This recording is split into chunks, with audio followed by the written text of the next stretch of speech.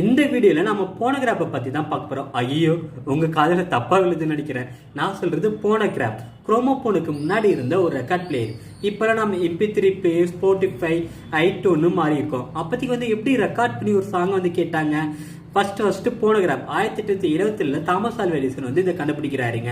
2 tyre ஒரு needle இருக்கும். இதுல நான் வோக்கல்ஸ் கார்டு பத்தி எக்ஸ்பிளைன் பண்ண வீடியோல குரலுக்கு அதிர்வலைகள் இருக்குன்னு சொல்லியிருக்கேன். இந்த அதிர்வலைகள் இந்த நீடில பட்டு டயபிரகம்ல ஒரு கோடு மாதிரி போடும். நம்ம திரும்ப ரீசெட் பண்ணி ரிவர்ஸ்ல சுத்தி கேட்கும் போது நமக்கு ரெக்கார்ட் பண்ண சவுண்ட் பிளே ஆகும். நம்ம ஒரு வாய்ஸையோ இல்ல ஒரு பாட்டியோ இல்லைன்னா ஒரு மியூசிக் இன்ஸ்ட்ருமெண்ட் வாசியுமே அந்த சவுண்ட் நம்ம ரெக்கார்ட் பண்ணி கேட்டுக்க முடியும் அந்த போனோகிராஃப்ல.